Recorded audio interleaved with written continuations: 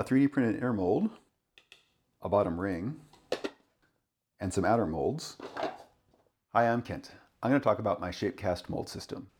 And these are the pieces. I've iterated on this mold system over the past few years and have come up with this. It has a few different parts and lets you make plaster slip casting molds direct from 3D prints. This mold here is actually for this form here.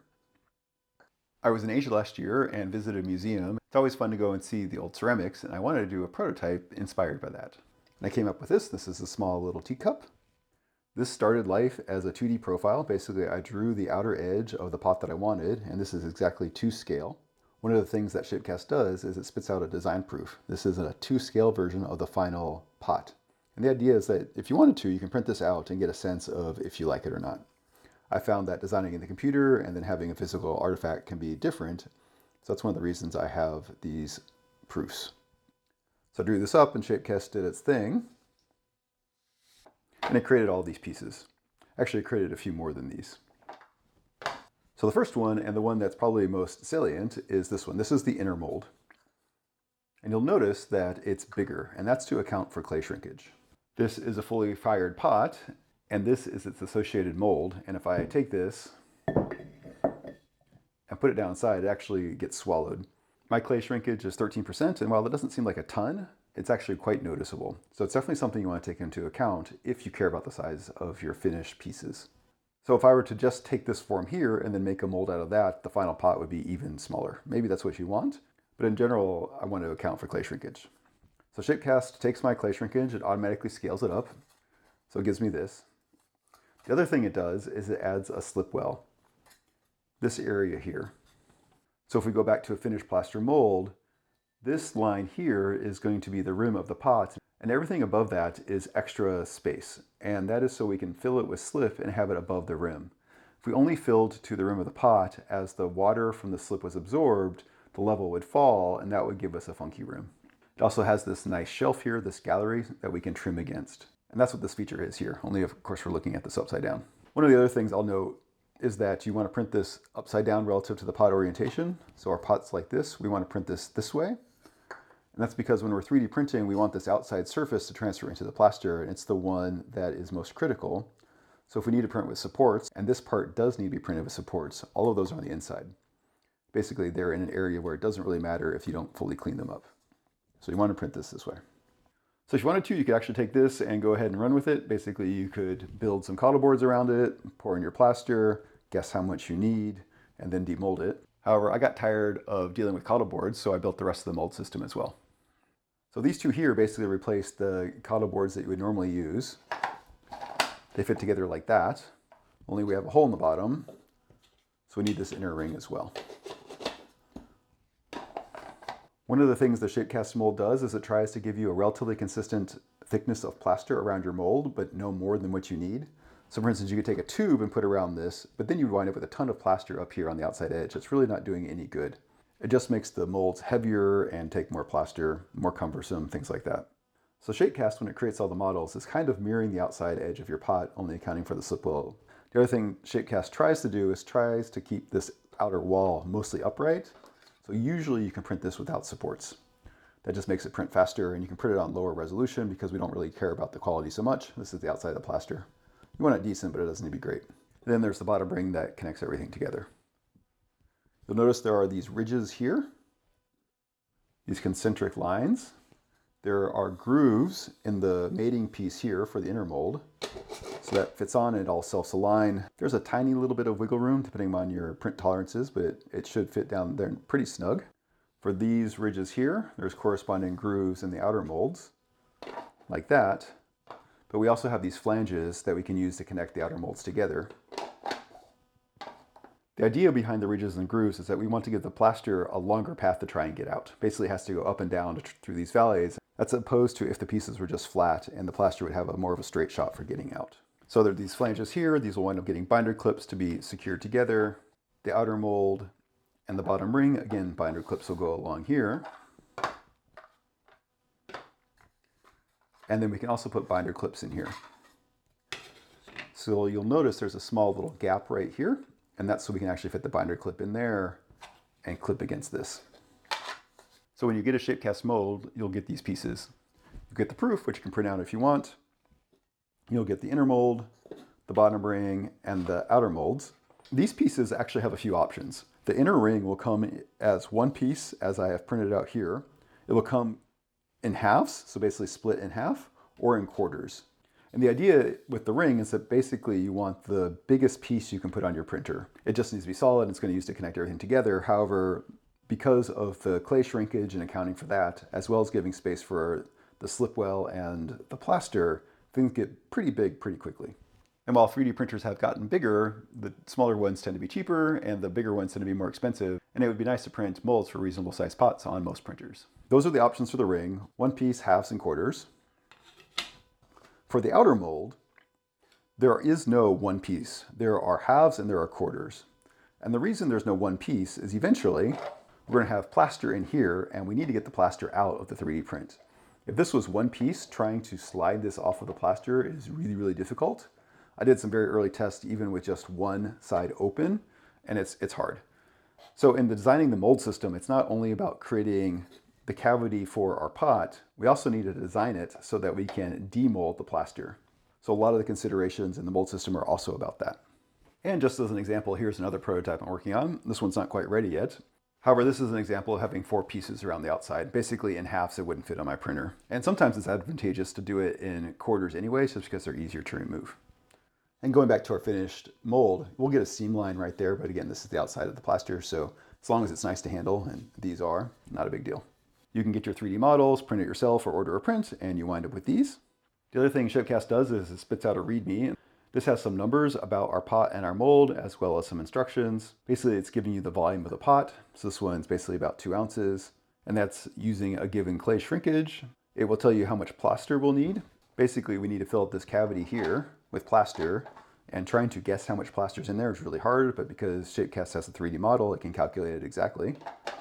And so that's what that first number is. It then rounds up that number basically to the nearest quarter kilogram. It does that because if it's going to make an error, you want to have too much plaster, not too little plaster. And that's because if you have too little plaster, you won't have enough to fill up your mold. It also does the math for you in terms of how much water you need to mix into the dry plaster. It's using a 70 to 100 ratio, so 70 parts of water to 100 parts of plaster. That's what my plaster uses, which is USG #1 Pottery plaster. Yours is probably similar. And even though I'm in the US, I'm using kilograms because I can weigh out my water, and this ratio between the dry plaster and the water is just nice and easy that way. Feel free to convert those into whatever units you're comfortable with, but I do recommend weighing out the plaster. I will use these prints usually straight off the printer. I print the inner mold on fine setting, so on my printers that's 0.08 millimeters, so that's actually really, really fine lines. If you want, you can lightly sand these. I've also done videos in the past where I've shown how you can use primer to go ahead and fill up any grooves and then sand it back. You can be as diligent as you want in terms of prepping the 3D print. However, I think you'd be surprised if you just go ahead and use a nice, good print, what actually shows up in your final pot. I've asked several people who know ceramics if they can find the layer lines in my pots, and they can't. On the outer molds, I'll print on a quicker setting because that's really just holding back the plaster. You do want to make sure there are no supports in these grooves here. That will mess things up. Likewise, even though you're turning on supports for this inner mold, you really don't want supports in here. These angles are relatively shallow. It should print okay without supports. And when you turn on supports, you want to make sure they're only touching the bed. Sometimes they'll try and get supports into this little groove here, and those are really annoying to get out. Other than that, I don't do any more prep to my molds. I don't use any mold soap or any other things. I think I'll do a future video on why I don't use mold soap, but I've been successful this way. And to assemble everything, I just use a whole bunch of binder clips. I just put them all on, basically as many as will fit. You probably don't need that many, especially for a tiny little mold like this, but it's easy insurance. So again, just open it up, squeeze it in there. I don't think I'll be able to get them all the way around here, but again, it's tiny, so it's fine.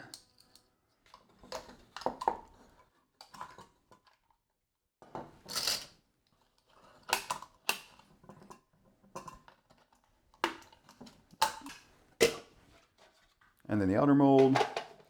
What I like to do is I want to make sure this corner here is secured well. So these can slide up and down relative to each other. So if one slid up, you would have a gap there, so plaster could escape. Likewise, there's a point where all 3 meet, and so I want that nice and secure. So what I'll usually do is I'll secure that one side there, put one in that corner, and one in that corner, and then double check, make sure everything's nice and aligned, there aren't any offsets, and then come over and do the same to this corner.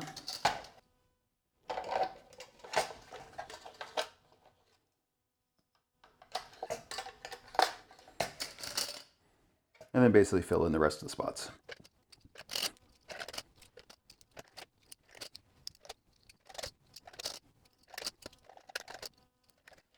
All right, just like that. Some sort of 3D printed binder clip porcupine thing. If you're really worried about plaster disasters, you can also tape the seams. You want to get everything aligned, but you can actually use something like this, tuck tape, which is often used in epoxy pours.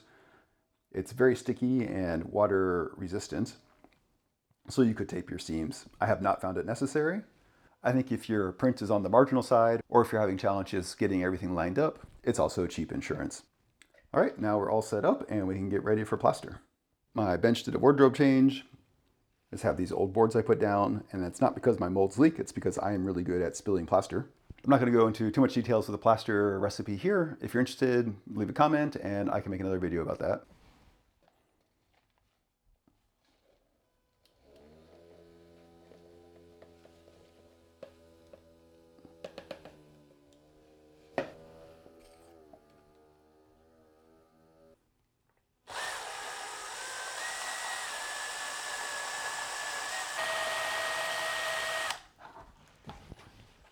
One thing I will say is that mixing up smaller volumes of plaster, you're more likely to get bubbles. Clock is ticking. So go ahead and pour this in. Try and do a long, thin stream. It'll help with the bubbles.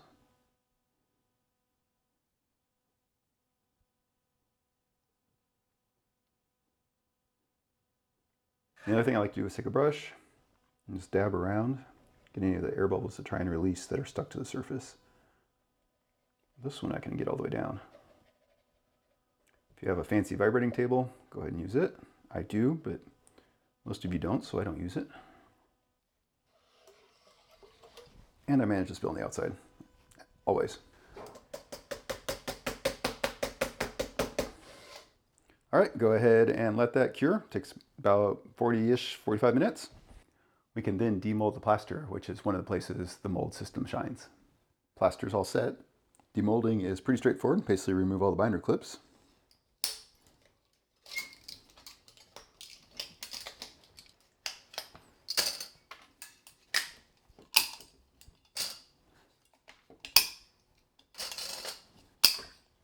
And then this bottom ring lifts right off. The outer mold separates. Just like that. Sometimes there's a little bit of flash, some plaster that leaks around.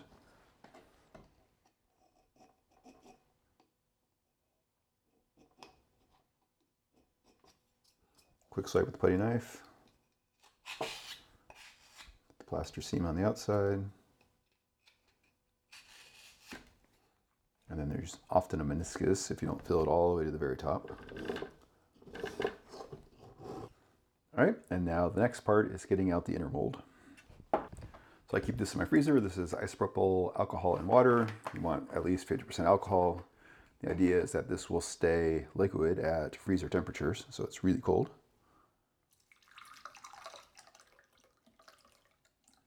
Let's pour it in. And what's happening is the PLA is going to shrink a little bit. So when things get cold, they often shrink. The plaster, in contrast, is actually expanded a bit when it's set. Just pull it straight up. Dump it in another container here. And this can go back into the freezer.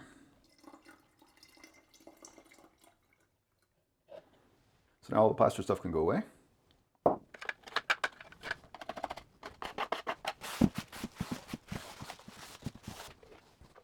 So this is obviously still wet. It will take several days to dry. How long really depends upon your ambient weather and your temperature. If it's cold and damp, it will take a while. If it's hot and dry, it'll go much faster. There's a close-up of the mold. I don't see any bubbles. And in the 3D prints, these can be reused. I'll just take a scrubby brush usually and under some water, just go ahead and scrub all the extra plaster off.